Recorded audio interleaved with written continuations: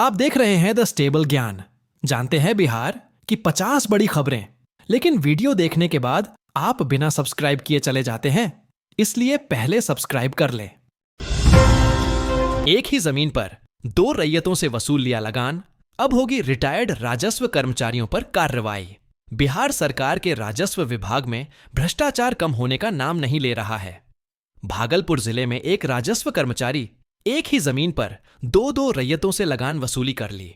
राजस्व विभाग के घोटाले के उजागर होने के बाद हड़कंप मचा हुआ है।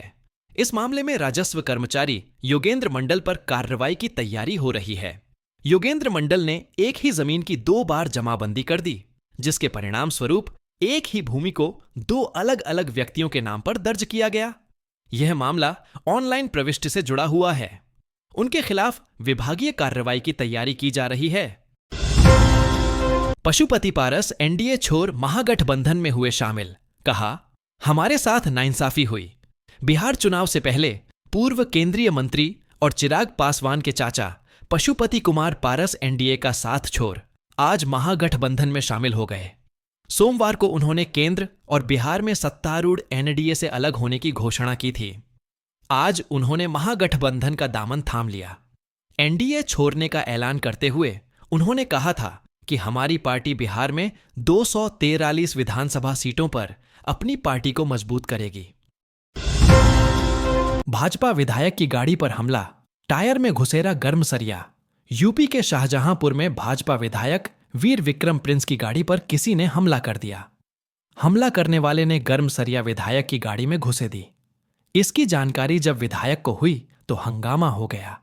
विधायक ने घटना की जानकारी तुरंत पुलिस अफसरों को दी तो महकमे में हड़कंप मच गया। विधायक की शिकायत के बाद कई थानों की पुलिस फोर्स मौके पर पहुंचे और जांच पड़ताल शुरू की। आनन फानन में पुलिस ने उस व्यक्ति को गिरफ्तार कर लिया जिसने विधायक की गाड़ी पर हमला किया था। विधायक ने गाड़ी पर हुए हमले को लेकर खुद की सुरक्षा को लेकर सवाल खड़े किए हैं। मालदा, मुर्शिदाबाद के बाद अब सिलीगुड़ी में फैली हिंसा की आग। आखिर क्यों आमने सामने आ गए 2 गुट? दार्जिलिंग जिले के सिलीगुड़ी शहर में अचानक हिंसा भड़क गई। सिलीगुड़ी नगर निगम के अधीन वार्ड नंबर 4 के ज्योति नगर इलाके में 2 पक्षों के बीच भिड़ंत हो गई। स्थानीय लोगों से मिली जानकारी के अनुसार दोनों पक्षों के बीच जमकर पत्थरबाजी हुई। इसमें कुछ लोगों को चोटें भी आई हैं। कई घरों में कांच की खिड़कियां टूट गई हैं। ट्रेन में चढ़ता, कुछ देर सोता, फिर हो जाता मालामाल। जीआरपी ने पकड़ा तो बताई खास ट्रिक। भारतीय रेलवे ट्रेनों में यात्रियों की सुरक्षा के लिए लगातार खास अभियान चला रही है। इसमें जीआरपी और आरपीएफ को शामिल किया जा रहा है। इसी के तहत जीआरपी चारबाग ने एक ऐसे यात्री को पकड़ा जो ट्रेन में चढ़ता, कुछ देर सोता, इसके बाद वो नीचे उतार आता। इतनी देर में वो मालामाल हो जाता। जीआरपी जवानों ने उसकी खास ट्रिक को जानकर पकड़ लिया। बिहार में तेजस्वी को सीएम कैंडिडेट बनाने से पहले कांग्रेस ने रख दी बड़ी शर्त।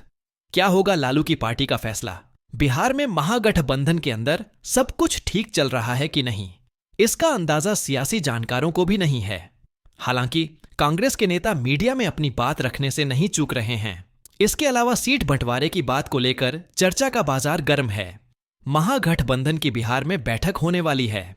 उस बैठक से पहले ऐसी बात निकलकर सामने आई है जिससे आरजेडी में हलचल तेज है। बेतिया राजहा लगभग 16,000 एकड़ जमीन कब्जे में लिया। खुलेंगे मेडिकल कॉलेज और विश्वविद्यालय। बेतिया राज की लगभग 16,000 एकड़ जमीन को राज्य सरकार पूर्ण रूपेण अधिग्रहित करने में जुट गई है। दरअसल पिछले दिनों इस संबंध में राजपत्र अधिसूचना जारी कर दी गई थी। बिहार विधानमंडल की ओर से पिछले महीने शीतकालीन सत्र में पारित विधेयक के बाद 11 दिसंबर को बेतिया राज्य संपत्ति निहित अधिनियम 2024 की राजपत्र अधिसूचना जारी की गई थी। इससे पहले इन संपत्तियों का प्रबंधन कोर्ट ऑफ वार्ड्स राजस्व बोर्ड बिहार सरकार के जरिए किया जाता था। लालू तेजस्वी के एमएलसी 12 घंटे रहे डिजिटल अरेस्ट। एक वीडियो कॉल ने आधी रात तक उड़ाकर रखी आरजेडी नेता की नींद।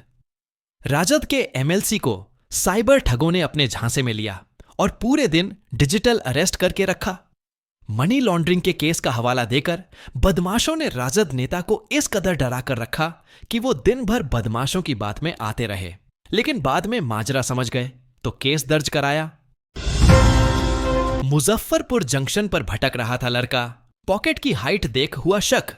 बिहार पुलिस एक्शन में है, आए दिन कार्रवाई कर रही है। इन सब के बीच मुजफ्फरपुर जंक्शन पर आरपीएफ ने एक शातिर मोबाइल चोर को गिरफ्तार किया है।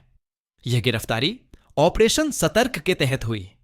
आरोपी के पास से चोरी के मोबाइल और नकदी बरामद हुई है। पूछताछ में उसने पहले भी जेल जाने की बात कबूली है। आरपीएफ ने आरोपी को जीआरपी मुजफ्फरपुर को सौंप दिया है। वक्फ की जमीन खाली करो, 150 परिवारों को दरगाह ने दिया बेदखली का नोटिस। तमिलनाडु के वेल्लोर जिले से एक चौंकाने वाला मामला सामने आया है। यहां कट्टुकोल्लई गांव में लगभग 150 परिवारों पर आरोप लगाया गया है कि वे वक्फ संपत्ति पर अवैध कब्जा करके रह रहे हैं। इसके लिए एक दरगाह ने उन्हें बेदखली का नोटिस भी जारी किया है, जिसके बाद गांव में तनाव की स्थिति बन गई है। इन नोटिसों के जवाब में कांग्रेस विधायक हसन मौलाना ने ग्रामीणों को भरोसा दिलाया है कि किसी को भी गांव से बेदखल नहीं किया जाएगा। हालांकि मौलाना ने यह भी स्पष्ट किया कि अगर वक्फ बोर्ड के पास जमीन से जुड़े कानूनी दस्तावेज हैं और उनकी वैधता सिद्ध होती है तो ग्रामीणों को थोड़ा किराया देना पड़ सकता है।